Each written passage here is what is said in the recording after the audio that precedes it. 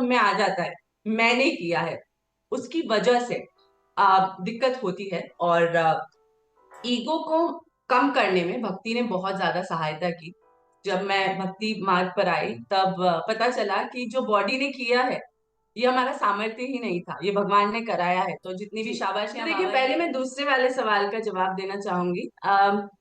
भगवान की चैंटिंग में मन नहीं लगना ये बहुत बेसिक चीज है। इसमें कोई ऐसा नहीं है कि कोई बिगिनर है इसलिए होता है, या कोई इंटरमीडिएट या एडवांस है इसलिए होता है, ऐसा कुछ नहीं है। ये सबके साथ होता है, ये हमारे साथ होता ही होता है। देहरादून में हम देहरादून जाते हैं हर सैटरडे संडे। तो ऐसा कुछ नहीं है। मैं नॉनवेज बनाती थी पिछले 10 सालों से, या मैं कहूंगी जब तक मैंने बनाया तब तक बनाती थी इन लोगों के लिए। पर मेरे अंदर ऐसा लगता था मैं खाती नहीं हूँ पर मैं नॉनवेज बनाती हूँ, मैं क्या करूं। मैंने कभी उस चीज को बंद नहीं किया। मैंने सिर्फ ठाकुर जी से प्रार्थना की कि आप कुछ ऐसा उपाय करें जो कि इनके लिए भी अच्छा हो और ये मेरे लिए भी अच्छा हो। अभी देखिए कृपा इतनी बढ़ गई है कि जिस घर में अभी हम रहते हैं ऋषिकेश में, या अनियन गार्लिक भी नहीं आता है पिछले 2 सालों से। तो ये देखिए मुझे ऐसा लगता है कि हमने अपने आप को एक मेंटालिटी के साथ कंडीशन कर दिया है, और वो मेंटालिटी क्या है, पाश्चात्य संस्कृति का प्रभाव हमारे ऊपर। तो यदि आपके घर का कोई बच्चा, I am just taking an example, यदि आपके घर का कोई बच्चा पार्टी में जा रहा है, शॉर्ट ड्रेसेस पहन रहा है और उसके हाथ में वाइन का ग्लास है, तो वो स्टेटस मेंटेन कर रहा है। ये हमारा सोच बन गया है सबका। परंतु अगर उसी की जगह बच्चे के हाथ में वाइन ग्लास की बजाय बीड बैग है, या गले में कंठी तिलक है, या वो वृंदावन जाने की बात करता है, तो एकदम से घर के लोग विद्रोह करने लगते हैं। क्योंकि देखिए उनकी देखिए क्या होता है ना, जो होटेलियर्स होते हैं उनका एक ड्रीम होता है, मैं कह सकती हूँ हर होटेलियर का एक ड्रीम होता है कि एक सर्टन लेवल के बाद वो विदेश जाकर एक एक्सपीरियंस गेन करे। Absolutely. हमारा भी था, मेरे हस्बैंड जा चुके थे और मेरा भी वो ड्रीम था कि मैं जाऊं। और मैं बहुत ज्यादा पैशनेट थी उस ड्रीम को लेके। जब मैंने वो बाद में जैसे ही एक वीडियो स्क्रॉल करते हुए मैंने हिज ग्रेस अमोगलीला प्रभु जी, जो कि इस्कॉन द्वारका द्वारका के के थ्रू उन्होंने जी उन्होंने एक भगवत गीता का कोर्स लॉन्च किया। आई डोंट नो क्यों, पर मैंने उस पर क्लिक कर दिया और क्लिक करते ही मेरे इन्फॉर्मेशन आ गया था व्हाट्सएप में कि आपका ये सेशन तब से शुरू हो रहा है। हेलो विवा, welcome back my YouTube channel spiritual talk. और आज एक बार फिर मैं जुड़ रहा हूँ किसी एक कृष्ण भक्त के साथ। जैसा कि आप जानते हैं कि मैं पैसिनेट हूँ to connect with the Krishna conscious और कृष्ण भक्तों के साथ। खुद भी कृष्ण भक्त हूँ, कृष्ण भक्तों के साथ जुड़ता हूँ। और इस चैनल के माध्यम से मेरी कोशिश ये रहती है कि कृष्णा कॉन्शियस की अवेयरनेस के लिए ज़्यादा से ज़्यादा काम करें। और इसके अलावा जो है कोशिश ये है कि समाज के जो छोटे छोटे चीज़ें हैं, समाज की जो छोटी छोटी समस्याएं हैं जो डेली जीवन में हमको परेशान करती हैं, उनके ऊपर भी हम डिस्कस करें। तो ये मेरा एक छोटा सा प्रयास है। और जैसा कि मैं विभिन्न क्षेत्रों से, विभिन्न बैकग्राउंड के लोगों से पूरे दुनिया भर में जुड़ता हूं, तो आज मेरे साथ जो जुड़ रही हैं वो हैं ऋषिकेश से मेरे साथ जुड़ रही हैं अपर्णा ध्यानी जी, और जो एक सोशल मीडिया पर काफ़ी पॉपुलर हैं। और सोशल मीडिया पर इनका जो है वैदिक कम्युनिटी के नाम से पेज है, और जिसके ऊपर मैं समझता हूं कि 1.5 लाख के आसपास फॉलोअर्स हैं। तो बहुत बड़ी कम्युनिटी उनके साथ जुड़ती है। और दूसरी बहुत अच्छी बात यह है कि बाय बैकग्राउंड वो हॉस्पिटैलिटी इंडस्ट्री से जुड़ी हुई हैं, एयरलाइंस में काम किया है, और उसके अलावा बहुत लंबा अनुभव है। और हॉस्पिटैलिटी इंडस्ट्री एक ऐसी इंडस्ट्री होती है where you need to connect with the people, people to people contact जो है वो एक मैटर करता है। तो उनकी understanding about the issues, understanding about the people problem वो ज़्यादा हो जाती है। तो मैं सबसे पहले अपर्णा जी आपका हार्दिक स्वागत करता हूं स्पिरिचुअल टॉक चैनल पर समय देने के लिए।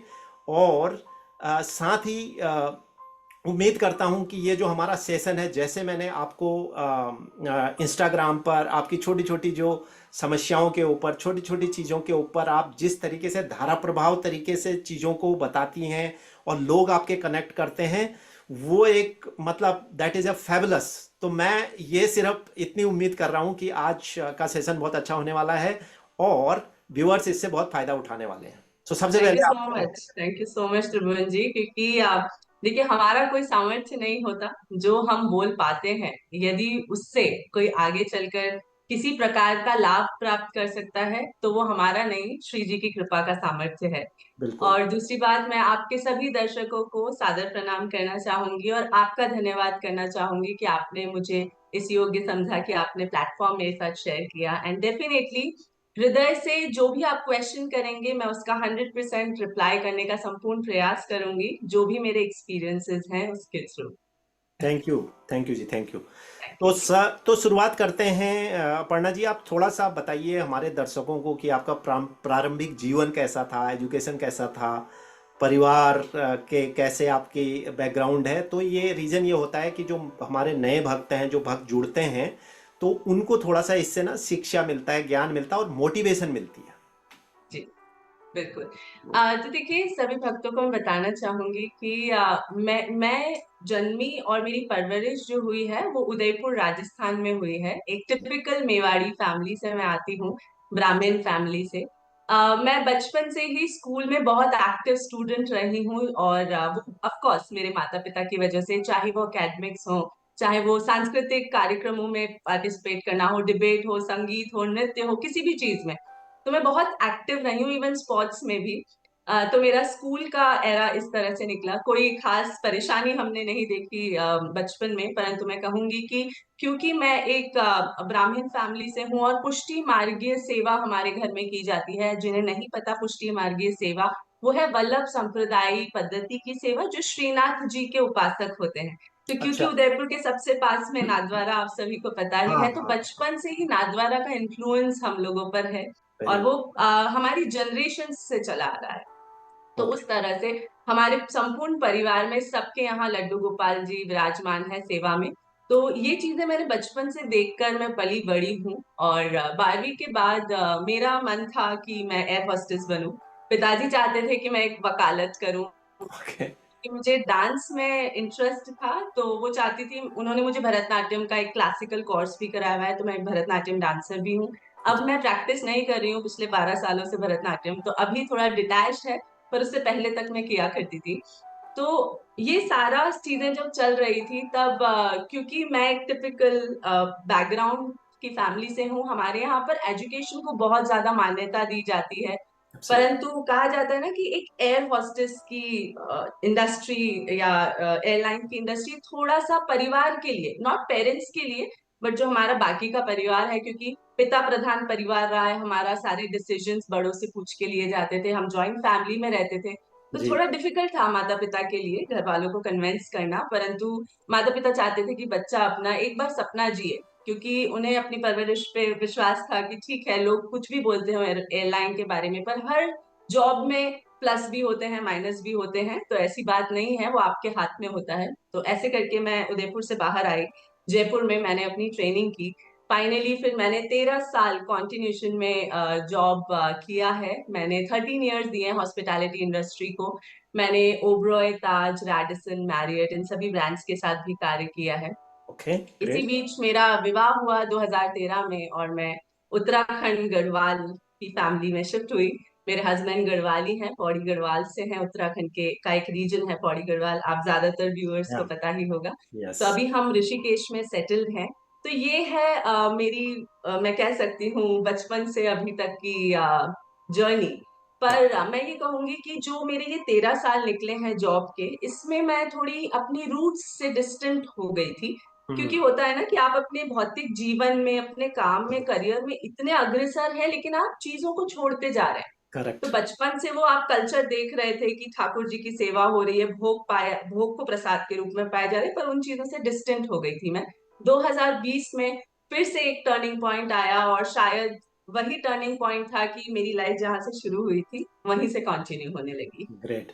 तो कोरोना वाला टाइम जो था, जिस समय चीज़ें जो हैं थोड़ा सा स्लो डाउन हुई, खासकर उसमें हॉस्पिटैलिटी इंडस्ट्री सबसे ज़्यादा मतलब वो हुआ, इम्पैक्ट हुआ उस टाइम पर। पैनिक। जी। तो मैं आपसे ये समझ पा रहा हूँ कि एक अच्छी बात यह है कि आपका जो बैकग्राउंड है from your family point of view, it is already spiritual family, right? तो लोग मानते हैं, तो बहुत ज़्यादा आपको ना उस चीज़ों को अडॉप्ट करने में स्ट्रगल नहीं करना पड़ा। यूजुअली मैंने देखा है कई कृष्ण भक्तों के साथ ये बहुत बड़ा चैलेंज है कि फैमिली सपोर्टिव नहीं है, या जो है उनको अच्छा नहीं लगता है कि आप अपना समय उसमें दें अपने बाकी चीज़ें छोड़कर, और खासकर वो यंग एज में तो थोड़ा सा स्ट्रगल होता है। तो आपके साथ एक अच्छी बात ये रही है कि आपकी जो फैमिली बैकग्राउंड है वो स्पिरिचुअल थी। तो पर मेरा दो फैमिलीज हैं यहाँ पर। जी जी। तो ऐसा नहीं मैं कहूंगी कि मुझे स्ट्रगल नहीं रहा। मुझे हाँ बहुत ज्यादा स्ट्रगल रहा अभी वाले ट्रांजिशन में, 2020 वाले में। हाँ। पर हाँ, क्योंकि चीजें मैं जानती थी तो उन्हें उस तरह से करने का या प्रोसेसेस जो थे उसमें मुझे प्रॉब्लम नहीं रही, लेकिन convincing was an issue. Oh okay. Okay जी ओके। आता हूँ मैं उस पॉइंट पर। तो मेरा अगला बिल्कुल। क्वेश्चन है कि ये जो आपका जो मटेरियल लाइफ है, और hospitality industry is the most happening industry जहां आप इंगेज रहते हैं, engage with the business, engage with the people, engage with your job. तो वो जो लाइफ है बिल्कुल डिफरेंट है। और मैं समझता हूँ hospitality industry is one of the industry which is most happening, जहां पे आदमी क्वाइट इंगेज रहता है। मैं आईटी में आपको बताता हूँ कि हम रहते हैं कस्टमर के साथ इंगेज, हम काम करते हैं, लेकिन जो हमारा डे टू डे वाला इतना फ्रीक्वेंट कनेक्ट नहीं होता है। हम्म। तो उस आपने जो मटेरियल लाइफ थी वो सारा लाइफ आपने देखा, वहां से आप जो है कृष्ण मतलब कृष्णा कॉन्शियस से जुड़ गई। एक होता है कि आप डे टू डे में थोड़ा बहुत पूजा पाठ करते हैं, जुड़ते हैं, वो ठीक है, लेकिन एक आप डीपली उसके अंदर स्पिरिचुअलिटी के अंदर जा रही हैं। और मेरे ख्याल से आप इस्कॉन से भी जुड़ गई हैं, तो इस्कॉन के साथ जुड़ गई और कृष्णा कॉन्शियस में जुड़ गई। ये कैसे आपका ट्रांजिशन हुआ, what how how it happens and what was the spark behind it? देखिए, ये कहा जाता है कि जरूरी नहीं है कि हर अच्छी शुरुआत आपको एक बोलते स्वीटनेस के साथ आए। तो जब पूरे संसार में, पूरे वर्ल्ड में ये कोरोना का अटैक हुआ, तब बहुत सारे लोग प्रभावित हुए। परंतु कहते हैं ना कि देखिए, जिन्होंने अपने प्रियजनों को खोया उनके लिए हमें पूरी सहानुभूति है। परंतु मैं कहूंगी कोविड ने मेरी लाइफ में पॉजिटिव चेंज लाया है। हम्म। जैसे ही कोविड लगा उससे जस्ट 2 महीने पहले मेरे हस्बैंड पोलैंड में शिफ्ट हो गए थे। हम ओके। दोनों को रीलोकेट होना था पोलैंड में 2020 में। तो शैलेश चले गए थे मेरे हस्बैंड फरवरी में। परंतु मेरा क्योंकि जॉब चल रहा था और मैंने अपना रेजिग्नेशन नोटिस दिया हुआ था, तो मुझे नोटिस पीरियड सर्व करना था, और मेरा पोलैंड जाने के जो टिकट्स और वीजा था वो अप्रैल का था। हम्म। तो शैलेश वहां पहुंच चुके थे, मेरा यहाँ पर जॉब फिनिश हो चुका था, क्लियरेंस हो चुका था, मैंने अपनी सारी पोलैंड जाने की पैकिंग कर दी थी, घर पैक्ड था जहां हम ऋषिकेश में रहते थे वहां से। जी। और एकदम से फिर कोविड का लॉकडाउन लगा, और उसके बाद हम सबको पता ही है कि लाइफ थोड़े समय के लिए हमारी पॉज हो गई थी। मेरा वीजा रद्द हो गया, मेरे टिकट्स कैंसिल हो गए। ऑफ कोर्स अभी देश, एक देश से दूसरे देश का आना जाना भी नहीं खुला था। हम्म। तो वो समय जो था ना वो मेरे लिए बहुत डिफिकल्ट था। ओके। क्योंकि एज अ होटेलियर, देखिए क्या होता है ना, जो होटेलियर्स होते हैं उनका एक ड्रीम होता है, मैं कह सकती हूँ हर होटेलियर का एक ड्रीम होता है कि एक सर्टन लेवल के बाद वो विदेश जाकर एक एक्सपीरियंस गेन करे। एब्सोल्युटली। हमारा भी था, मेरे हम्म। हस्बैंड जा चुके थे और मेरा भी वो ड्रीम था कि मैं जाऊं। और हम्म। मैं बहुत ज्यादा पैशनेट थी उस ड्रीम को लेके। हम्म। जब मैंने वो स्कैटर्ड होते हुए देखा और देखा कि अब तो कोई चांस ही नहीं है बाहर जाने का, अब तो वीजा लगने का भी कोई चांस नहीं है, हम्म। तब मेरा फ्रस्ट्रेशन लेवल बिल्टअप हुआ। फ्रस्ट्रेशन से इरिटेशन बिल्टअप हुआ, इरिटेशन से इनका पास में ना होना, जिससे कि मुझे एक इमोशनल सपोर्ट मिले। क्योंकि हाँ। ना माता पिता के पास में जा सकती थी, ना मैं अपनी सासू माँ के पास जा सकती थी, क्योंकि करेक्ट। कोविड के रिस्ट्रिक्शंस थे। मैं यहाँ फंस गई थी, मेरी मदर इन लॉ देहरादून में थे और मेरे माता पिता उदयपुर में थे, तो मैं अकेले थी। तो वो हम्म। अकेलेपन में जो इरिटेशन था, ये धीरे धीरे एंजाइटी, स्ट्रेस, और फिर वो और भी नेक्स्ट लेवल तक पहुंचने लगा। हम्म। बाद में जैसे ही एक वीडियो स्क्रॉल करते हुए मैंने हिज ग्रेस अमोगलीला प्रभु जी, जो कि इस्कॉन द्वारका के द्वारका के। थ्रू उन्होंने, जी, हम्म। उन्होंने एक भगवत गीता का कोर्स लॉन्च किया। आई डोंट नो क्यों, पर मैंने उस पर क्लिक कर दिया और क्लिक करते ही मेरे इन्फॉर्मेशन आ गया था व्हाट्सएप में कि आपका ये सेशन तब से शुरू हो रहा है। हम्म। भगवत गीता ज्यादातर सनातनियों के घर में होती है और हम पढ़ते हैं, परंतु भगवत गीता को पढ़ना, अपने तरीके से समझना और किसी गुरु के माध्यम से समझने में बहुत डिफरेंस होता है। वो एब्सोल्युटली। डिफरेंस मुझे पता चला 2020 में, जब हम्म। मैंने भगवत गीता समझी, मैं पढ़ना नहीं कहूंगा, कहूंगी समझी। तब मुझे मालूम पड़ा कि जिस चीज के पीछे हम भाग रहे हैं ये टेम्पररी है। हम्म। जब वो बात पता चली कि परमानेंट क्या है, परमानेंट है जो सोल है, ये ट्रैवल करेगी दूसरी योनि में या दूसरी बॉडी में, ये करेक्ट। बॉडी नहीं ट्रैवल करेगी। तो अभी एब्सोल्युटली। जो हम सब चीजों के लिए भाग रहे हैं अच्छा है, देखिए हम गृहस्थ हैं, हमें ये सब चीजें भी करनी है, परंतु उन चीजों के पीछे हमें भागना नहीं है। तो तब पता चला कि हमको सोल की हैप्पीनेस के लिए काम करना है। और धीरे धीरे करके जब 10 महीने बाद शैलेश दोबारा आ गए, उन्होंने दोबारा से ऋषिकेश में ही जहाँ से कंपनी छोड़ी थी वही कंपनी उन्होंने ज्वाइन कर ली। तब हम्म। मेरे पास कॉल आने लगे दोबारा से ज्वाइन करने के लिए कि आपने जॉब छोड़ दिया था, this designation is still open for you, आप आ हम्म। सकते हैं, ज्वाइन कर सकते हैं। तब हम्म। हमने डिसाइड किया कि what is giving me happiness. मैं एक माइग्रेन की पेशेंट हूँ और हम्म। आप विश्वास मानेंगे मुझे 6 महीने तक माइग्रेन बिल्कुल भी नहीं हुआ था। तो और इन्होंने जब मेरा वो हैप्पी मोड देखा तो इन्होंने कहा कि I think you should do what you like to do, क्योंकि मैं ट्रेनिंग बैकग्राउंड से भी आती हूँ। तो हाँ। फिर धीरे धीरे करके मैंने ये डिसाइड किया कि ठीक है, जो मैं पढ़ रही हूँ वो उसके मैं छोटे छोटे वीडियो बनाती हूँ। तब तक सोशल मीडिया दिमाग में नहीं आया था। तो ऐसे ये जर्नी शुरू हुई। और मुझे जब पता चला कि हमें सोल के लिए काम करना है, ये 84 लाख योनियों में भटकने के बाद आत्मा ह्यूमन बॉडी में आई है। और ह्यूमन ही एक ऐसी योनि है जिसके पास मस्तिष्क होता है सोचने के लिए कि हम जीवन मरण के बंधन से इस बॉडी को मुक्त कर सकते हैं। तो करेक्ट। वो चीज पे मैंने काम करना शुरू किया और that's when I stepped into spirituality. And उसी के बाद मैंने सभी वैष्णव आचार्यों को सुनना शुरू किया। मैं डायरेक्टली इस्कॉन से नहीं जुड़ी हुई हूँ, परंतु मैं अच्छा। इस्कॉन के बहुत से आचार्यों से सीखती हूँ। सीखते हो, उसी के ओके। साथ साथ मैं अलग अलग संप्रदाय के सभी आचार्यों से शिक्षा ग्रहण करती हूँ। जी। Great, great. तो ये बात आपने बहुत बढ़िया बात कही कि जब आप भक्ति की तरफ आती हैं तो कोई रीजन होते हैं बिहाइंड, देर आर बिल्कुल। Some reason, solid reason it behind it. मैंने लास्ट मेरा एक इंटरव्यू मैंने किया था साध्वी भगवती जी के साथ। आप ऋषिकेश में रहती हैं तो परमार्थ निकेतन से जी जी बिल्कुल उनको आप जरूर बिल्कुल। जानते होंगे। तो उनका इंटरव्यू करा तो उनकी जीवन की जो कथा है वो भी बड़ी मार्मिक कथा है। उन्होंने एक किताब लिखी है, हॉलीवुड टू हिमालय।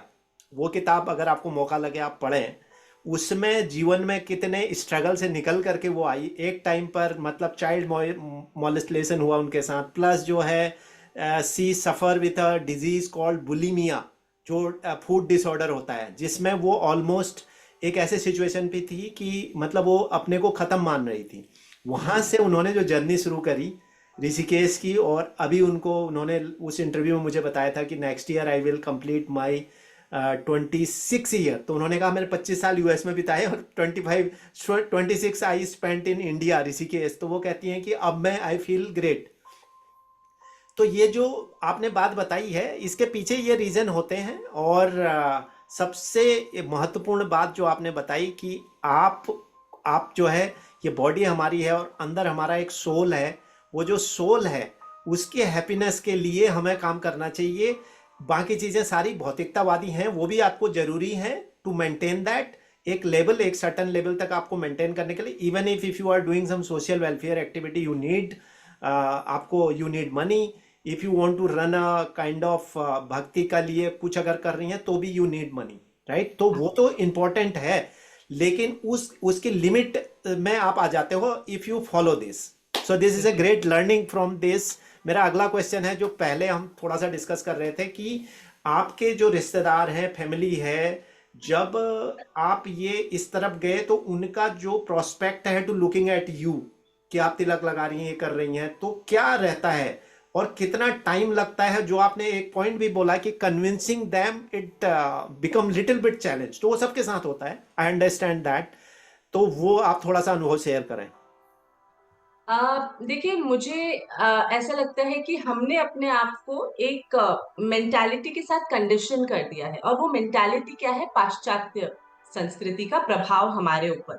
हम्म। तो यदि आपके घर का कोई बच्चा, I am just taking an example, यदि आपके घर का कोई बच्चा पार्टी में जा रहा है, हम्म। शॉर्ट ड्रेसेस पहन रहा है और उसके हाथ में वाइन का ग्लास है, तो वो स्टेटस मेंटेन कर रहा है। ये राइट। हमारा सोच बन गया है सबका।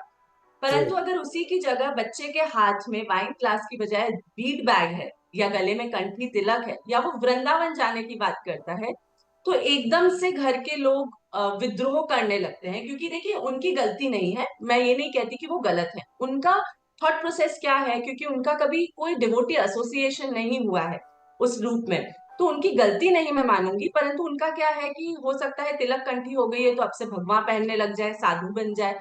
उनका सोचना ठीक है, परंतु क्योंकि हम अडल्ट हैं, हम अपने बारे में, अपनी आत्मा शरीर के बारे में अच्छा सोचना जानते हैं। तो वो चीज अभी सोसाइटी थोड़ा एक्सेप्ट नहीं कर पा रही है, ये है। प्लस आप क्योंकि इस रीजन से हैं, उत्तराखंड, तो जैसे राजस्थान में कृष्ण प्रधान भक्ति की जाती है, उसी प्रकार यहाँ पर शिव शक्ति की उपासना की जाती है, विच इज एब्सोल्युटली राइट। मैं भगवान शिव की भी उपासक हूँ, मेरे मंदिर में शिव शक्ति भी है। परंतु एक होता है ना कि आपके एक इष्ट बन जाते हैं, तो हाँ। वो मेरे बचपन से ही कृष्ण है, ऐसा कुछ नया नहीं है ये। तो हम्म। वो एक्सेप्टेंस थोड़ा दिक्कत देती है। अब देखिए इसमें क्या होता है, मैंने जो नोटिस किया कि जो बहुत ही भौतिकवादी मतलब मैं कहूंगी फ्रेंडशिप ग्रुप था मेरा, या हम्म। जो मेरे हम्म। जो कर्मी थे, जो हम्म। मेरे बाद में फ्रेंड्स बन गए, हम्म। जो बहुत ही भौतिकवादी थे, वो धीरे धीरे करके छूट गए। मतलब इन 3-4 सालों में आई रिमेम्बर मैंने कुछ 50 लोगों के नंबर फोन से डिलीट किए होंगे, क्योंकि उन्होंने मुझसे बात करना बंद कर दी। ऐसा नहीं है कि मैंने उनके साथ कुछ बुरा किया, हाँ। परंतु now I don't give food to their communication हाँ। जो होता है हमारा आपस में। अभी मेरे पास गॉसिप नहीं होती उनके साथ शेयर हाँ। करने को। मेरे हाँ। से अगर वो कुछ बात करती है तो मैं कुछ कथा सुनाती हूँ, पता है ऐसा किया था भगवान ने, ऐसा हुआ था, पता है मीरा बाई के साथ ऐसा, तो बोर हाँ। हो जाते हैं मुझसे, क्या बात कर रही है। तो वो हम्म। धीरे धीरे करके डिस्कनेक्ट होते गए। तो ये मैंने कुछ नहीं किया, ये हम्म। भगवान अपने आप हमारी लाइफ को इजी करने के लिए ये कार्य करते हैं। कुछ रिलेशनशिप्स हमारे ऐसे होते हैं जिनसे हम दूर नहीं हो सकते, आई कंप्लीटली अग्री। परंतु उस सिचुएशन में हमें अपनी जो बॉडी की रिस्पॉन्सिबिलिटी है उस रिलेशनशिप के प्रति, वो तो निभानी है, परंतु आध्यात्मिक और आत्मीय रूप से हम उनसे थोड़ा डिस्टेंस मेंटेन कर सकते हैं, जिससे कि it's a win win situation for everybody. ताकि कोई भक्ति के नाम पर घृणा भी ना करे हमसे, लेकिन हम भक्ति कर रहे हैं तो उससे उन्हें प्रॉब्लम भी ना हो। ओवर द पीरियड, अभी 4-5 साल हो गए हैं मुझे, तो अब मुझे नहीं लगता कि मुझे बहुत ज्यादा तकलीफें हैं, परंतु शुरुआत में it was a tough walk for me, but अभी सब कुछ ठीक है ठाकुर जी की कृपा से। सबसे अच्छा। ज्यादा सहयोग रहा है ध्यानी जी का इसमें, हाँ क्योंकि यार, अगर अच्छा। मेरे हस्बैंड मुझे इस चीज में सपोर्ट नहीं करते तो मैं कुछ भी नहीं कर सकती। True, true, true. तो ये चीजें धीरे धीरे करके आती है। मैं बचपन से वेजिटेरियन रही हूँ, परंतु मेरे हस्बैंड की फैमिली बचपन से ही नॉन वेजिटेरियन रही है। हम्म। अभी हम ऋषिकेश में रहते हैं, फैमिली हमारी देहरादून में, हम देहरादून जाते हैं हर सैटरडे संडे। हम्म। तो ऐसा कुछ नहीं है, मैं नॉनवेज बनाती थी पिछले 10 सालों से, या मैं कहूंगी जब तक मैंने बनाया तब तक बनाती थी इन लोगों के लिए। पर मेरे अंदर ऐसा लगता था मैं खाती नहीं हूँ, पर मैं नॉनवेज बनाती हूँ, मैं क्या करूं। मैंने कभी उस चीज को बंद नहीं किया, मैंने सिर्फ ठाकुर जी से प्रार्थना की कि आप कुछ ऐसा उपाय करें जो कि इनके लिए भी अच्छा हो और ये मेरे लिए भी अच्छा हो।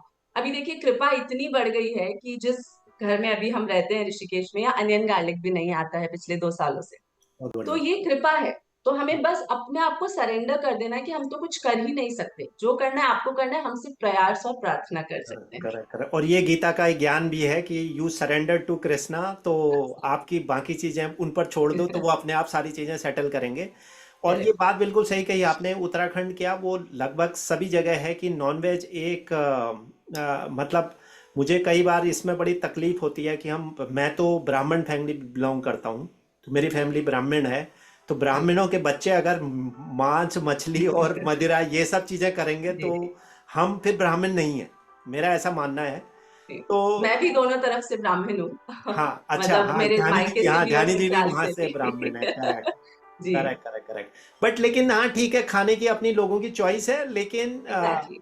कुल मिला के इस पॉइंट को छेड़ेंगे तो बहुत बड़ा टॉपिक विवाद बन बहुत जाता है। ज्यादा। किसी को ये कहना है कि आप ये खाना मत खाएं, लेकिन कुल मिला के जो मैंने देखा है उसके पीछे जो लॉजिक समझ में आता है कि आप अगर एक इंसान को छोटी सी चिंगोटी काटते हैं ना, पिंच करते हैं, तो भी कितना दर्द होता है, एक नेगेटिव एनर्जीज आदमी की आनी शुरू हो जाती है।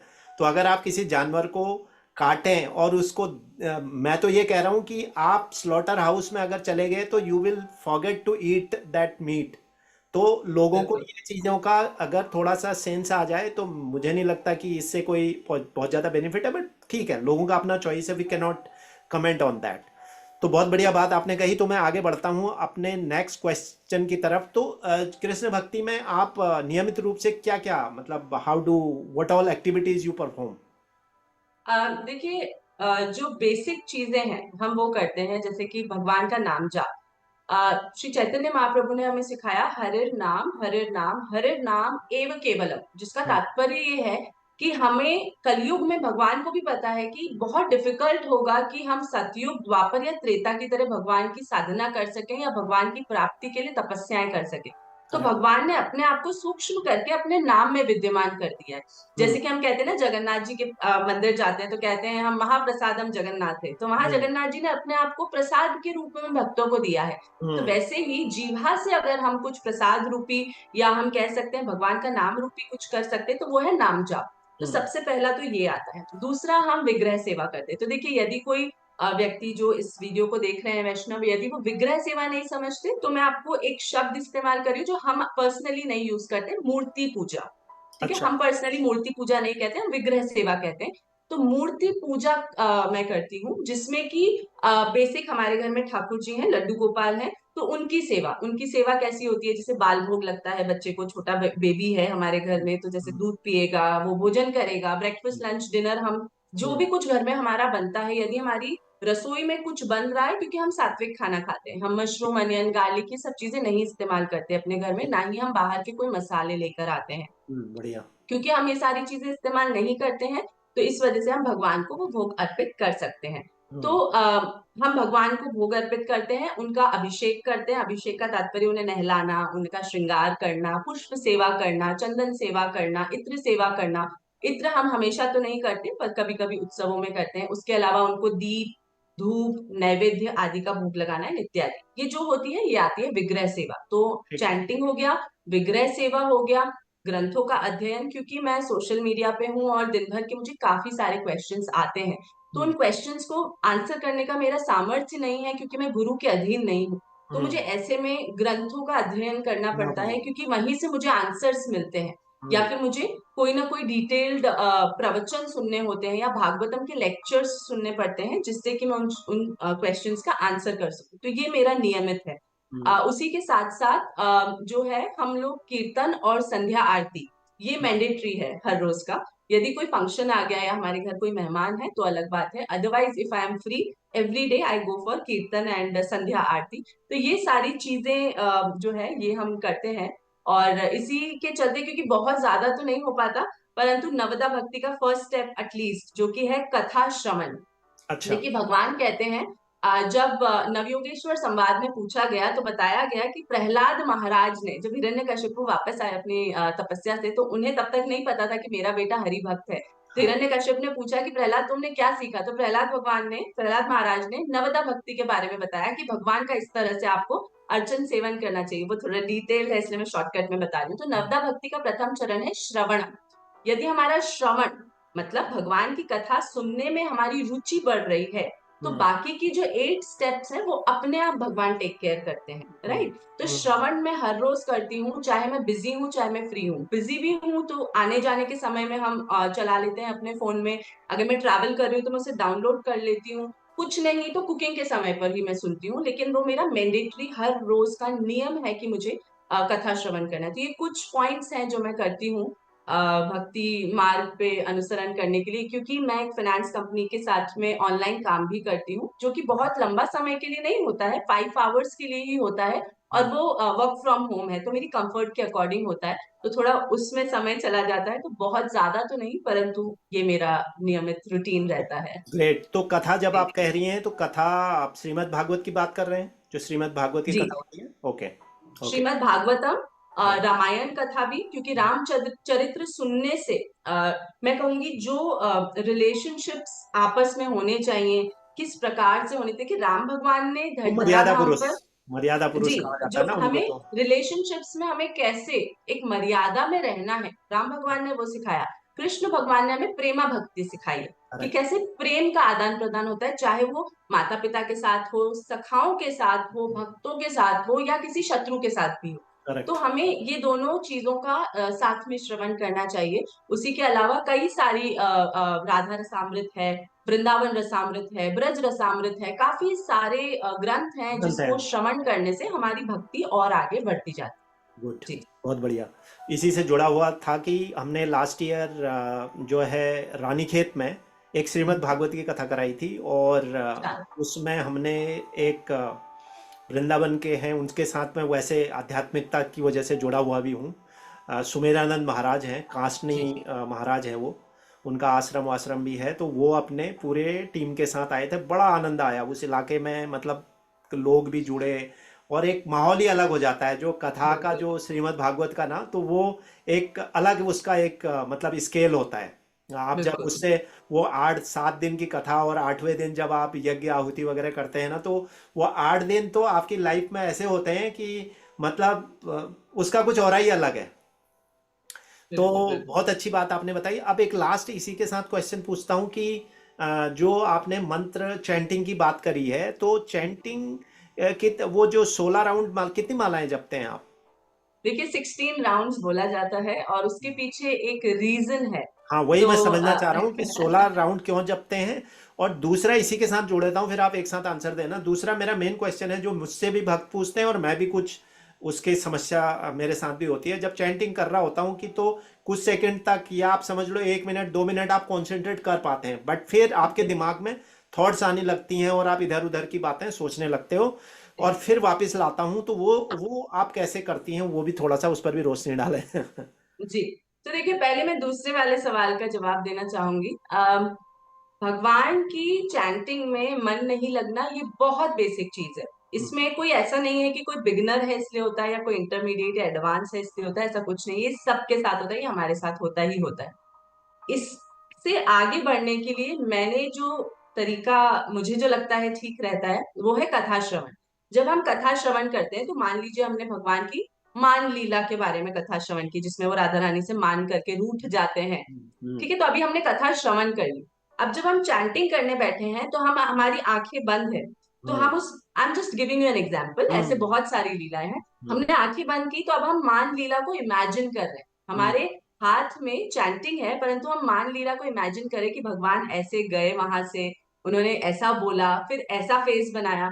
तो ये हम भगवान का चरित्र चित्रण कर रहे हैं, जो कि एक तरह की नवदा भक्ति का एक पॉइंट भी है कि हम्म। भगवान का स्मरण करना। हम्म। राइट, ये भी नवदा भक्ति का ही पार्ट है। हम्म। तो हम स्मरण कर रहे हैं, जो हमने श्रवण कर लिया अब उसको हम स्मरण कर रहे हैं। तो चैंटिंग में और कुछ स्मरण करने से तो अच्छा हम भगवान की ही लीलाओं को स्मरण करें। तो ये बहुत इंपॉर्टेंट है कि हम सुने अच्छे से।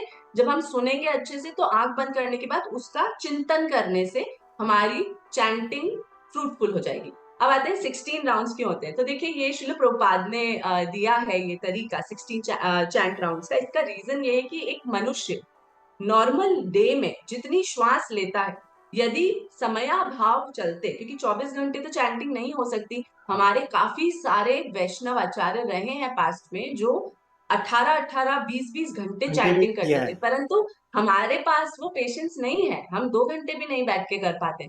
तो इसलिए आचार्य जनों ने हमारे ऊपर कृपा बरसाने हेतु इसको 16 राउंड्स में कंप्रेस कर दिया है। 16 चैंट राउंड जब हम करते हैं, जो कि 108 मनकों की एक माला होती है इंटू हम्म। 16, तो हमारी जो श्वास है, जितनी बार एक नॉर्मल ह्यूमन श्वास लेता है उतनी बार नाम जाप हो जाता है। ये ओके। रीजन है, ताकि हमारा समयाभाव के चलते हम सिर्फ 2 घंटे नाम जाप करें परंतु हमारी हर सांस पे भगवान का नाम लिख दिया जाए। ये एक भाव है। उसके अलावा आप मन में दिन भर अपना जो भी जॉब कार्य कर रहे हैं उसमें भगवान का सुमिरन कर सकते हैं, कोई प्रॉब्लम नहीं है। यदि कोई डॉक्टर है और मान लीजिए ओपीडी में बैठे हैं, एक से दूसरा पेशेंट आ रहा है, उसके बीच में भगवान का नाम, इससे क्या होगा?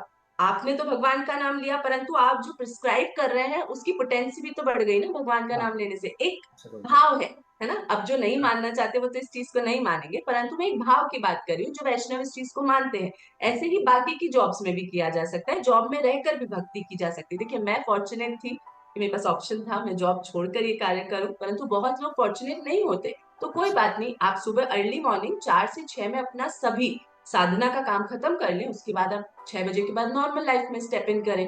और फिर दिन भर यदि आप बैठकर भगवान के सामने घंटी भी नहीं बजा पा रहे हैं तो कोई बात नहीं, आप हृदय में उनको धारण करके सुमिरन कर सकते हैं। करेक्ट, जी करेक्ट। मैं भी यही सेम फॉलो करता हूँ। तो जी। वो उस पॉइंट पर वापस आ रहा हूँ जो व्यूअर्स भी कई बार पूछते हैं। तो जो बेसिकली जितने मॉडर्न साइंस भी हैं, ठीक है। कंट्रोलिंग द थॉट, मेरा शायद एक क्वेश्चन भी मैं सोच रहा था आपसे पूछूंगा, तो इसी के साथ ही कवर हो जाएगा दोनों चीज़ें। तो कंट्रोलिंग थॉट, हम कहते हैं जैसा कि रिसर्च ने बताया कि आपके 45,000 से लेकर के 50,000 थॉट एट ए टाइम आपके दिमाग में होते हैं। ठीक है। एक दिन में 45 से 50,000 थॉट्स आपके दिमाग में आते हैं।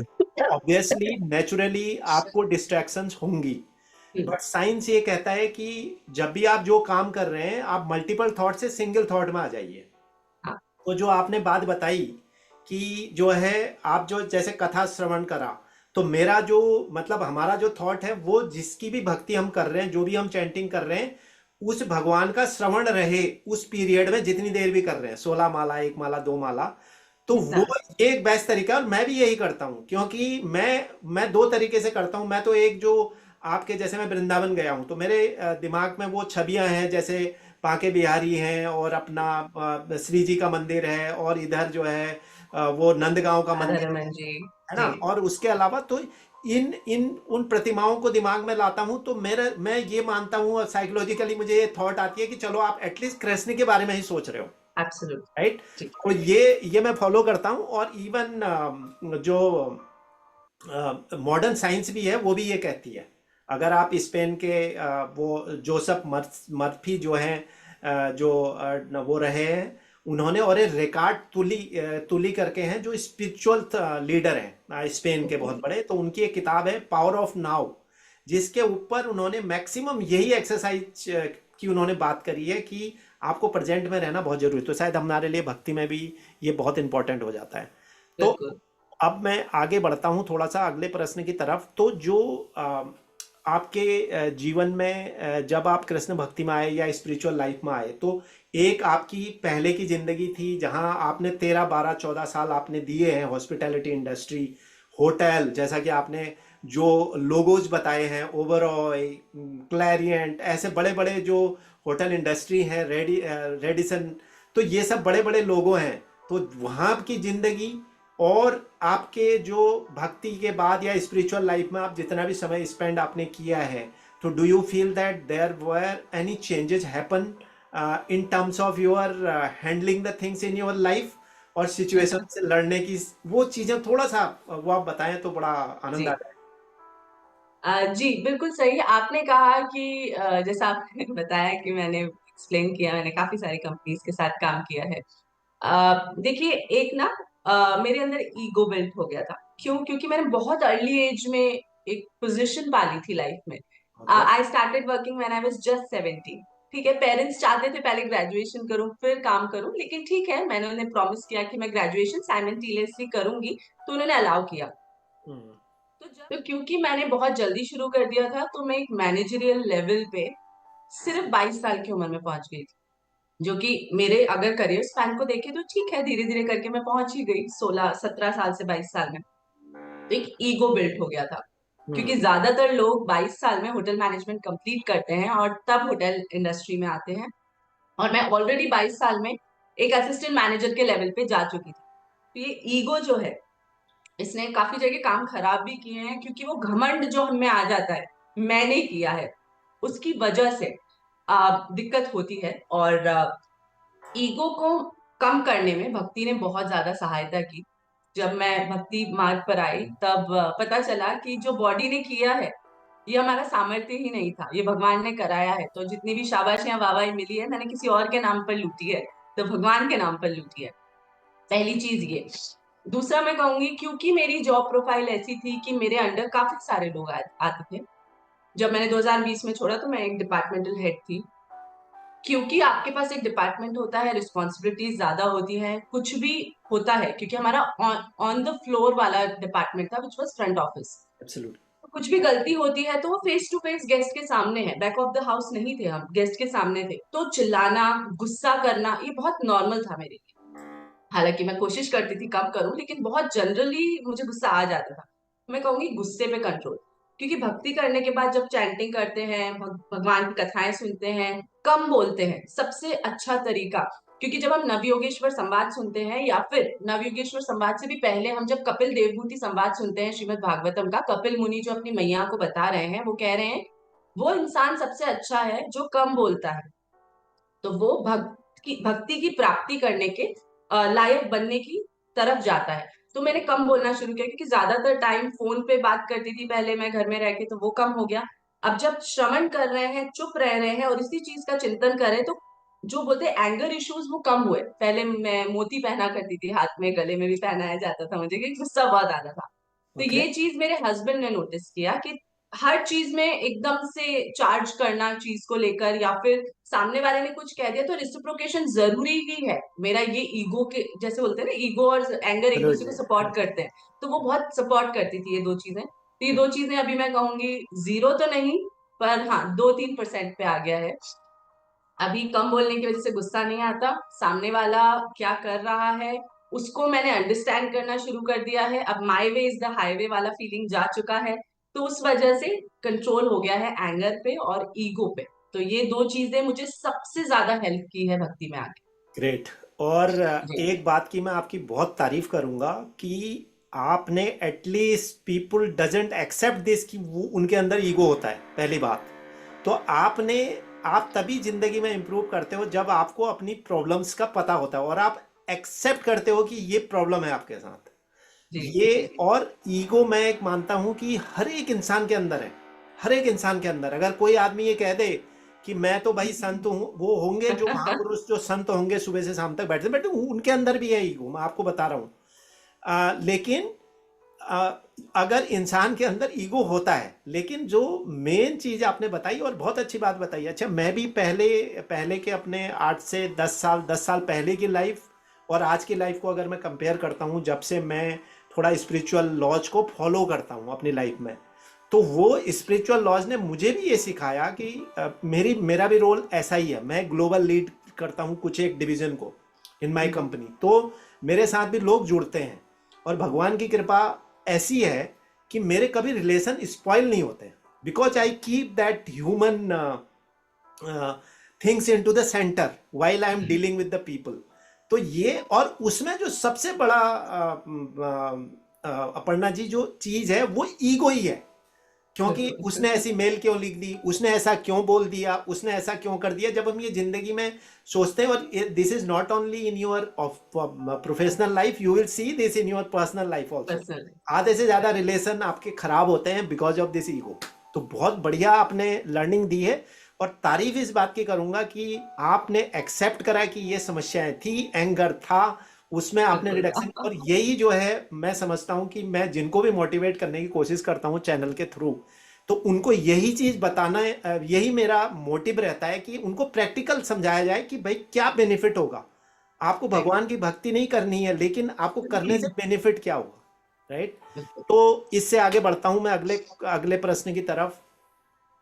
वो ये है कि लाइफ में आपने देखा है कि मटेरियल लाइफ है इंसान की, तो आपकी जिंदगी में आपके satisfaction level up and down हमेशा रहते हैं कि भैया आप मुझे ये, मतलब एक हम बाउंड्रीज बना देते हैं कि जी मेरे पास ये घर होगा, ये गाड़ी होगी, ये चीजें मेरे पास होंगी, तो शायद I will be happiest person in the world, right. उसके बाद जब वो आप वो लेवल अचीव कर लेते हो, वो एक्युमुलेशन हो जाती है, उसके बाद then you have some other desire. Sometime maybe you are satisfied, but sometime you will again get some another desire, right? तो ये जो जीवन में संतुष्टि वाला जो अप एंड डाउन है, इसका सामंजस्य कैसे बनाया जाए? देखिए, सबसे पहले तो मैं यही कहूंगी कि चाहे हमें कितना भी मिल जाए, हम कभी भी संतुष्ट नहीं होते। और ये ह्यूमन टेंडेंसी है, इसके अगेंस्ट हम इसके लिए कुछ कर नहीं रहे, ये बिल्ट अप है हमारे अंदर। जब हम श्रीमद् भागवतम पढ़ते हैं तो उसमें पता चलता है कि जो ट्रांजिशन हो रहा था द्वापर से कलयुग का, हम्म। तब कहा जाता है कि भगवान ने जैसे ही धराधाम पर अपनी लीलाएं समाप्त की, कलयुग का एंटर हो गया था। कलयुग शुरू हो गया था भगवान श्री कृष्ण के धराधाम से लीला समाप्त करते ही। तो जो परीक्षित महाराज थे, वो एक बार आखिरी पे जा रहे थे, उन्होंने एक आदमी को, एक बैल को मारते हुए देखा, और उस बैल की सिर्फ एक टांग बची थी। तो जब वो मार रहा था तो परीक्षित महाराज को गुस्सा आया, और उन्होंने बैल जब पता किया तो उन्हें पता चला कि ये तो कलयुग है, और ये जो बैल है ये धर्म है, धर्म की 3 टांगे टूट चुकी है, अब अधर्म आने वाला है क्योंकि कलयुग शुरू होने वाला है। तो परीक्षित महाराज ने बैल से पूछा कि हे धर्म रूपी बैल वृषभ, आपके दुख का कारण मुझे बताए ताकि मैं थोड़ा एक्सटेंड कर सकूं द्वापर को। तो उन्होंने कहा जो नियति में लिखा है वो होगा, क्योंकि मनुष्य का एक बिहेवियर है कि वो दूसरे के सुख से दुखी हो जाता है। तो क्या हम्म। होता है ना, हमारी एक डिजायर है कि ठीक है मेरे पास 5 BHK होना चाहिए, मेरे पास में एक अच्छी स्पोर्ट कार होनी चाहिए, परंतु क्योंकि मेरे पड़ोसी ने एक बहुत बड़ा सा बंगला बना दिया है, या एक हाई क्वालिटी या ब्रांड का कोई ऑडी मर्सिडीज ऐसा कोई गाड़ी ले आया है, तो अब मेरा मन करेगा कि मैं उसके लेवल पे आऊं। तो ये कॉम्पिटिशन। मंकी है, हमारा माइंड जो है ना, ये मंकी है, ये जंप करता है दूसरी चीजों को देख के। हाँ।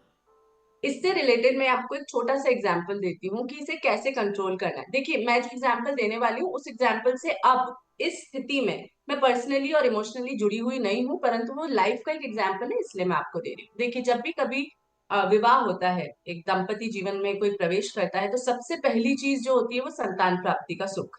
राइट। हमारे विवाह को 11 साल हो गए हैं।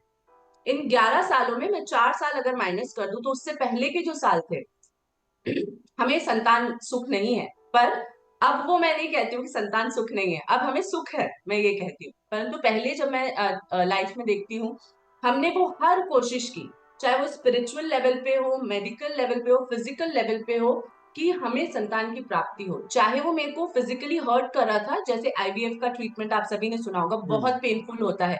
और हाँ। सिर्फ फिजिकली ही नहीं, इमोशनली, मेंटली, फाइनेंशियली, हर एब्सोल्युटली। तरह से इंसान खत्म हो जाता है। वो कराना, उसी को आयुर्वेदिक रूप में कराना, आयुर्वेदिक ट्रीटमेंट लेना, एलोपैथी लेना, होम्योपैथी लेना, इधर मंदिर में जाना, वहां धागा बांधना, इधर सर टेकना, वहां पर चढ़ावा चढ़ाना, हमने हर कुछ किया है। अब 6 साल हमने जीवन के इस भागदौड़ में बिताए हैं, जॉब करते करते। हम्म। परंतु भक्ति में आने के बाद एक चीज पता चली, जब आपने सुना होगा मेरे अभी इस कॉन्वर्सेशन में, ज्यादातर जो मैं एग्जाम्पल्स दे रही हूँ, श्रीमद भागवतम के दे रही हूँ, क्योंकि मुझे लगता है वही जीवन का सार है, वही जीने का तरीका है। भगवान उसी के थ्रू दूसरों की कथाएं सुना के हमें बता रहे हैं तुम्हारी लाइफ में। तो हाँ। जब मैंने बहुत सारी कथाएं सुनी, ऐसी 3-4 कथाएं आती है भागवतम में, जिसमें कि तपस्या करके ऋषियों ने या राजाओं ने पुत्र या पुत्री की प्राप्ति करना चाहा, जो उनके भाग्य में नहीं थे, परंतु हम्म। क्योंकि उनकी फैमिली को चाहिए था, इसलिए उन्होंने किया। और आगे चल के उसी का उन्हें रिपरकर्शन भुगतना पड़ा। जैसे आप सभी ने जो गोकर्ण जी हैं, उनकी कथा तो सुनी होगी, विच इज वेरी बेसिक कथा। गोकर्ण जी के जो भाई थे, जो कि धुनकारी थे, तो यस। धुनकारी फल की प्राप्ति से हुए थे, बेसिकली करेक्ट। गोकर्ण जी हुए थे। ये पूरी कथा है हाँ। कि आत्मदेव और धुंधली, उन्हें संतान नहीं थी, आत्मदेव आत्महत्या करने गए, फिर वो गोकर्ण जी पैदा करेक्ट। हुए, लेकिन धुनकारी ने धोखे से बोला कि धुनकारी उनका बच्चा है। तो हाँ। ये सारी चीजें थी। तो हम्म। देखिए, कैसे जो चीज नहीं है हमारे प्रारब्ध में, हम उसके पीछे भागते हैं, तो क्या होता है, अंत क्या हुआ। धुंधली ने आत्महत्या करी कुएं में कूद के, और गोकर्ण जी ने सभी कुछ छोड़कर भागना ठीक समझा, हम्म। कि मेरे को अगर जान बचानी है अपने बेटे से, तो मुझे जंगल में भागना पड़ेगा। हम्म। राइट। और आखिरी में धुंधकारी का क्या हुआ, एक प्रेत योनि से उसको मुक्त करना पड़ा, वो प्रेत योनि में चला गया। तो मैं हम्म। ये नहीं कह रही कि हमारे साथ भी वो होता, लेकिन एक satisfaction in on mental level, कि जो चीज नहीं है वो नहीं है, we need to accept it, we need to try for it. Try करने में कुछ बुराई नहीं, लेकिन भगवान ने जो आपके लिए सोच रखा है, वो आपके लिए बेस्ट है। इसको जितनी जल्दी हम एक्सेप्ट कर लेते हैं, उतनी जल्दी हम में संतुष्टि आ जाती है। करेक्ट। संतुष्टि का समाधान, मतलब संतुष्टि जीवन में आने का एक ही तरीका है। एक लाइन है, हरि कृपा प्रबल, हरि इच्छा प्रबल। यदि हमने जो नियोजित किया है उसके अनुसार हो रहा है, मतलब भगवान उसमें हमें अलाउ कर रहे हैं कि हाँ, जो तुमने सोचा है ये बिल्कुल ठीक है, तो ये हरि कृपा हो गई हम पे, वो प्रबल है। कुछ हम्म। हमने नियोजित करा है, बार बार प्रयास कर रहे हैं। लेट्स अज्यूम कि हम यूपीएससी के लिए ट्राई कर रहे हैं, हमने 4 ट्राई कर लिए, 3 ट्राई जितने भी होते हैं अलाउ, वो ट्राई कर लिए। उसके बाद हम कोई आत्महत्या, कोई सोल्यूशन नहीं है, परंतु हो सकता है भगवान ने हमारे लिए कुछ अच्छा डोर खोल रखा हो। हम्म। तो हमें ऑप्टिमिस्टिकली लाइफ को लेना चाहिए, क्योंकि भगवान हमारे दुश्मन नहीं है, वो फार साइटेड है। हमें 4 दिन दिख रहे हैं ना, उन्हें हमारी पूरी जिंदगी, पूरा जीवन दिख रहा है। तो हमें कंप्लीट सरेंडर के साथ उनके प्लान पर भरोसा करना है। तो बस ये संतुष्टि जिस दिन जीवन में आ जाती है, उस दिन हम चीजों के पीछे भागना छोड़ देते हैं। तो ये मेरी एक पर्सनल एक्सपीरियंस है। बिल्कुल बिल्कुल, और बहुत बढ़िया बात बताई आपने, एक्सेप्टेंस ऑफ योर सिचुएशंस और हैपनिंग। एंड वो इंग्लिश में कहावत है ना, flow with the, go with the flow. तो तो वो जो है वो बिल्कुल सही बात है। जब तक आप ये एक्सेप्टेंस नहीं होती है लाइफ में, हम हर चीज़ के लिए अगर अपनी जो चीज़ें हमने डिज़ायर रखी हैं वो मिलनी, तो वो चीज़ अगर एक्सेप्टेंस आ जाए हमारी कि कोई भी काम हम कर रहे हैं उसमें दो रिजल्ट होंगे, आइदर इट विल हैपन और either it will not happen, right. तो हमें ग्रेसफुली अगर हैपनिंग ही हैपनिंग लेनी है, वो तो होगा नहीं, राइट। समटाइम इट विल बिल्कुल happen, it will not happen for you. Correct. तो वो भी बिल्कुल। एक्सेप्ट करना पड़ेगा कि भाई ये नहीं है। तो बहुत बढ़िया लर्निंग है, आपसे बात करके बड़ा मजा आ रहा है मुझे, लेकिन टाइम बहुत शेड्यूल है। और सबसे अच्छी जी बात है जी। कि आप जो प्रैक्टिकल उदाहरण दे रहे हैं ना अपने जीवन के, वो एक सबसे बड़ा है, जो कभी भी जो है मैंने जो बड़े बड़े लीडर हैं या बड़े बड़े नहीं लोग जो नहीं। आते हैं वो वो चीज़ों को बताते नहीं है actually. That is the fact. तो अगला एक लास्ट क्वेश्चन मैं ले रहा हूँ।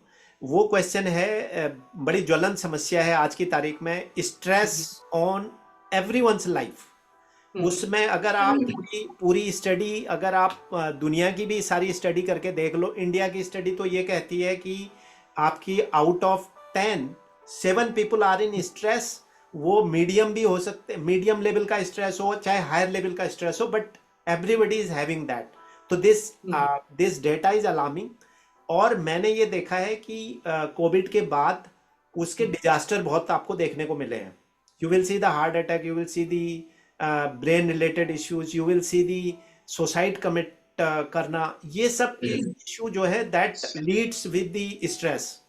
तो ये जो समस्या है जिंदगी में, इससे कैसे बचा जा सकता है? आप spiritually how you define that कि इससे कैसे हम हैंडल करें? सिचुएशंस आपके सामने आएंगी, you have to handle that.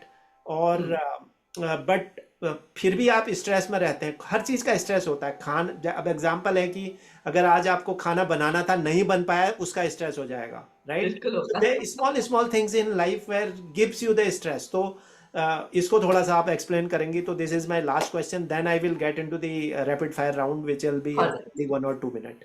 जी, देखिए बहुत अच्छा सवाल है ये, और यूथ के लिए तो बहुत इंपॉर्टेंट है, क्योंकि ऐसा मैं बिल्कुल नहीं कहूंगी कि देखिए मैं भक्ति अपनाती हूँ तो मेरे जीवन में स्ट्रेस नहीं है। हर वैष्णव के जीवन में भी वही स्ट्रेस आता है जो उसके प्रारब्ध में लिखा है, वही आएगा। ऐसा नहीं है कि भक्ति करने से स्ट्रेस दूर हो जाएगा, तो ये कोई जड़ी बूटी नहीं है कि हम दे रहे हैं भक्ति करो आपको स्ट्रेस नहीं होगा, नहीं। परंतु छोटी से छोटी सिचुएशन जो आप पहाड़ की तरह अपने सर पे उठा लेते थे, अब वो एक कंकर मात्रा आपको फील होगी। ये सत्य है। बहुत बड़ी से बड़ी सिचुएशन में आप पैनिक में नहीं आएंगे। आपको लगेगा ठीक है, हो गया ना, हाँ ठीक है, अच्छा नहीं हुआ लेकिन what is the next, right? आप इस तरह से सोचने पे शुरू कर देंगे। अभी मैं आपको एक छोटा सा सिंपल रखते हैं इस आंसर को ताकि सभी तक पहुंच सके। देखिए, दो रीजन मुझे जो लगता है मेरी लाइफ में जो हुआ, दो रीजन होते हैं स्ट्रेस, एंजाइटी, परेशानी या फिर उसके आगे के लेवल के। पहला होता है अहम भाव, जिसको हम ईगो कहते हैं, और दूसरा होता है एक्सपेक्टेशंस, राइट? ईगो सेटिस्फाई नहीं होएगी, ईगो को फूड नहीं मिलेगा, तो हमें बुरा लग जाएगा। जैसे आपने अभी बिल्कुल ठीक कहा कि ऑफिस में ही होता है या कहीं पर भी होता है कि किसी और को प्रमोशन मिल गया लेकिन मुझे लगता था पर्सनली कि मुझे मिलना मुझे चाहिए, मिलना चाहिए था। राइट? तो वो करेक्ट। ईगो में आ गया अब मेरे। अब वो ईगो जब तक सेटिस्फाई नहीं होगी, या कोई मेरा ऐसा दोस्त नहीं होगा जो मेरी ईगो को सेटिस्फाई करने के लिए मेरी पैट पैट करेगा, मुझे कहेगा कोई बात नहीं यार, बॉस ही बुरा था, तेरी गलती नहीं है। जब तक कोई ऐसा बोलने वाला नहीं आएगा, मेरी ईगो सेटिस्फाई नहीं होगी, वो एंगर में कन्वर्ट होगी, एंगर से वो एंजाइटी में होगी, डिप्रेशन होगी, ये सारी चीजें शुरू होती है। दूसरा होता है एक्सपेक्टेशंस। एक्सपेक्टेशंस की मैंने एक पर्टिकुलर इंसान से कुछ पर्टिकुलर एक्सपेक्टेशंस रखे हैं। ये ज्यादातर जो होता है यूथ में होता है, और अगर हम रिलेशनशिप की बात करें, गर्लफ्रेंड बॉयफ्रेंड के रिलेशनशिप्स में बहुत ज्यादा देखने को मिलता है। क्योंकि क्या होता है, देखिए, दो इंसान एक जैसे नहीं हो सकते। ये पॉसिबल ही नहीं है कि जो आप कर रहे हैं सामने वाला उसे रिसिप्रोकेट करे। उसका करेक्ट। रेसिप्रोकेशन का तरीका अलग है। When we start seeing others as normal as us, तो ये हमारी प्रॉब्लम खत्म हो जाएगी। हमारा क्या होता है, things which are not happening as per our schedule, as per our mental state, वो गलत है। तो वही है, एक कहावत है ना, different is different but different is not necessary always wrong, है ना? 6 का जो अंक है, वो अगर हम सीधा टेबल पे रखें तो वो आपको दिखेगा 9 और मुझे दिखेगा 6, लेकिन हम दोनों ही गलत नहीं है।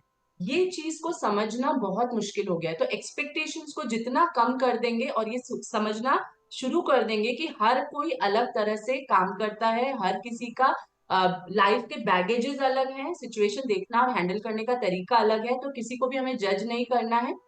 ये सोचना है, यदि सामने वाला ये करने में खुश है, उसे खुशी मिल रही है, तो आप ये कहें ठीक है, तुझे जिसमें खुशी मिल रही है तू वो कर, मुझे जिसमें खुशी मिल रही है मैं वो करूंगा या मैं वो करूंगी। जितनी जल्दी ईगो को कम करके हम एक्सपेक्टेशंस को कम करते हैं, उतनी जल्दी हम इन चीजों से बाहर निकल पाते हैं। क्योंकि मेरे लिए बहुत डिफिकल्ट हो जाता है अगर मैं 2020 की उस सिचुएशन में स्टक हो जाती। मैं हमेशा जीवन भर अपने आप को कोसते रहती कि हंसते मैं रहते क्यों हैं। नहीं इनके साथ चली गई पोलैंड, क्यों नहीं, क्योंकि हमारा प्लान था कि हम वहां बस जाते, इनकी हम्म। जॉब प्रोफाइल ही कुछ ऐसी होने वाली थी। और हम्म। फिर आगे हमने जीवन भी वही देख लिया था पूरा अपना पोलैंड। तो हम्म। उस चीज से बाहर निकलना मेरे लिए बहुत इंपॉर्टेंट था। और देखिए अभी मैं कहूंगी मेरा फ्यूचर बहुत ब्राइट है, क्योंकि मेरा फ्यूचर कोई ऐसा नहीं है कि किसी डायरेक्शन में जा रहा है, लेकिन मैं बहुत खुश हूँ क्योंकि मैं कृष्ण भावनामृत में हूँ और मुझे पता है कि मेरी सोल के लिए फ्यूचर बहुत ब्राइट है। तो करेक्ट। ये लेवल पे पहुंचने के लिए मैं नहीं कहती मैं 100% पहुंच गई हूँ, देयर आर सिचुएशन जहां मैं विचलित होती हूँ, परंतु जितनी जल्दी हम समझ लें सामने वाला जिस चीज में खुश है उसको उस चीज में खुश रहने दें, हम अपनी चीजों में खुश रहें जो हमें लगता है हमारे लिए सही है, और उसको भक्तिमय बना दें। भक्तिमय कैसे बनाएंगे? ज्यादा से ज्यादा अपने इस मंकी माइंड को कंट्रोल करके। कंट्रोल कैसे करना है? अगर आप भक्तिमय नहीं है, अगर आप वैष्णव नहीं है तो कोई बात नहीं, आप अपने आप को किसी एक ऐसी एक्टिविटी में इंडल्ज करें, चाहे वो स्पोर्ट एक्टिविटी हो, आर्टिस्टिक एक्टिविटी हो, क्लासेस हो, कुछ भी, डांस हो सकता है, पेंटिंग हो सकता है, कुकिंग क्लासेस हो सकती है, पॉटरी मेकिंग, कुछ भी हो सकता है, हजारों हैं ऐसा, आप गूगल करेंगे तो अपने आप को वहां पर बिजी कर दीजिए, जिससे आपका मेंटल और फिजिकल दोनों एनहांसमेंट हो रहा है, और आप अपने उस स्ट्रेस को सोच नहीं रहे थोड़ी देर तक। देखिए बहुत सिंपल एग्जांपल है, जब हम मूवी देखने जाते हैं तो हम एनग्रोस हो जाते हैं उन 3 घंटा, वो करेक्ट। एक्टर एक्ट्रेसेस क्या कर रहे हैं हमें लगता है अरे बेचारे के साथ ऐसा होता है, हमारे आंसू भी निकलते हैं। तो अपने माइंड को हमें उस लाइफ की मूवी में एडजस्ट कर देना है, जिससे कि वो प्रॉब्लम्स को कम देखना शुरू करे। और अगर आप भक्त है तो बहुत अच्छी बात है, कथा श्रवण सबसे अच्छा करेक्ट। तरीका है। कथा श्रवण कीजिए और दिन भर उसका चिंतन कीजिए, एब्सोल्युटली। बस तो यही। बहुत बढ़िया बात आपने कही। 2 पॉइंट आपके बेहतरीन इसमें से हम समझते हैं, जो मैंने भी प्रैक्टिकली अपनी लाइफ में जब से शुरू किया तब से मुझे उन चीज़ों से फ़ायदा होना शुरू हुआ। पहली बात तो एक्सेप्टेंस ऑफ कोर्स, ईगो को जो है खुद के ईगो को मसाज करना सीखना पड़ा, नहीं बिल्कुल। तो मुश्किल हो जाती। और तीसरी चीज़ जो सबसे इम्पोर्टेंट है, जो आपने कहा, अपने को इंगेज रखना। आप अपने को इंगेज जब रखते हो, मैं आपको बता रहा हूँ 8 से 9 आईटी की जॉब, जब मैं एक पूरा रीजन, ईमिया, एपेक और आरओडब्ल्यू हम बोलते हैं rest of the world, America region छोड़ के वहाँ के एक पर्टिकुलर डोमेन के सारे प्रोजेक्ट को हैंडल करना, तो डेली कम से कम 8 से 10 एस्केलेशन मेरे टेबल के ऊपर होती हैं। तो 9 to 6 में मेरे को ये सोचने का टाइम नहीं मिलता कि मैं अगला चीज क्या करने वाला हूँ, उन्हीं चीजों को हैंडल करता हूँ। लेकिन आपको ये भी बता दूं, 6 बजे बाद जब मैं अपने बाकी काम करता हूँ, जैसे कि ये सेशन प्रिपेयर कर रहा हूँ, क्वेश्चन बना रहा हूँ, लोगों को इनवाइट कर रहा हूँ, वीडियो एडिट कर रहा हूँ, तो उसके बाद मैं पूरा कटअप हो जाता हूँ उस वाली दुनिया से।